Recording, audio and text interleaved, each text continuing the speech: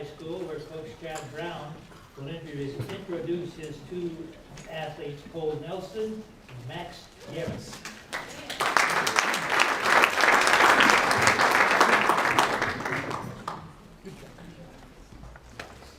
All right, I'd like to start off by thanking the Jockey Club as well for honoring these local student athletes. It's a unique and special thing for Kern County, and I want to thank you guys for that. I'd also like to thank Tom Haskell, our athletic director, for all support of the football program and continue to support everything you've done for us and you're doing for us. Appreciate it a lot. I'm going to start off with Max right here. Max is a team captain for us. He's an offensive lineman, defensive lineman, and he really was the leader of the line. I think all the other linemen on the team looked up to him and respected him and followed his lead. He's probably the strongest physically player I've ever been around, but also probably the strongest mentally player I found out I've been around. And it took till the end of the year to kind of figure out how mentally tough he was. He didn't make it all the way through the season. We found out after the BHS game, and we got halfway through the Liberty game, that he had a severely broken bone in his foot. And had finished the BHS game, not said anything all week in practice, and tried to play about half the Liberty game. After that, he had to go get surgery, get it repaired. He's in a boot now. And during that process, we also found out probably in August sometime, he tore his labrum and didn't say anything to anybody. So he played the whole year with basically one arm too. I think his toughness set the tone for the rest of the team. It really did, and I can't repay him for that. And I think we found out after that point what the coaching staff knew, that he was pretty irreplaceable out there as a leader and a player. The other guys tried their best, but it's pretty big shoes to step into.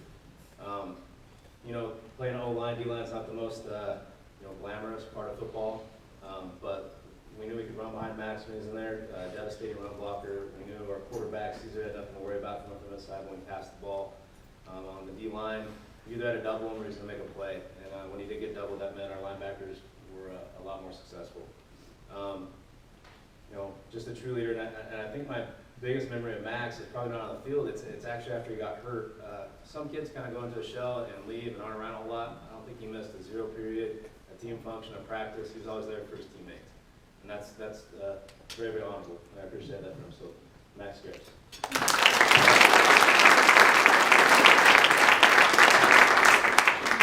Next, I'm going to go to Cole Nelson right here. Cole played a whole lot of different things for us. He was wide receiver, a safety, a corner, a linebacker at times. He's even our punter and came on every special teams. When I say he didn't come off the field, he never came off the field, and that's kind of rare, true Iron Man. And I didn't ever hear one complaint about it, ever. He's probably the true definition of a team player. It didn't matter what was going on for him. It mattered what the team was doing, how successful, or what he could do for them. And that's sometimes few and far between you come to that. Sometimes in sports these days. He wasn't necessarily the most flashy guy. He did score some touchdowns and get some catches, stuff like that.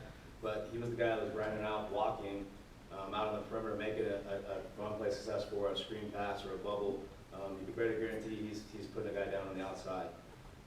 And when we needed a big third down, he's a possession guy. Third and long, we knew we could throw the ball to him. He could catch it, get that first down. You know where I was on the field. And that was important.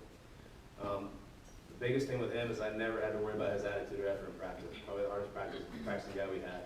Whether it was on air, whether there was no one trying to tackle him or do anything, catch a ball, make a move, and sprint 50 yards down the field. I'd be a happy coach if I had every player on the team practice and carry the attitude he does. Probably my favorite example of him and that attitude is our Redwood game. Redwood game was a very good game for us. I don't think we might even try to, I don't think Cole got one look. I don't think we took the ball from him once, but there was not one person happier at halftime or after the game than him about the success of our team and the way we were clicking and how everything went together. And that's very commendable as well. I appreciate that. So, Cole Nelson.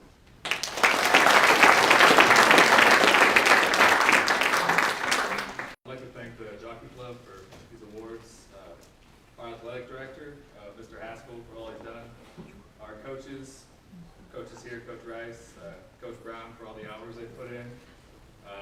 My football team couldn't have done it without them, especially the linemen, every day putting in the work, and my family, of course, for always being there for me.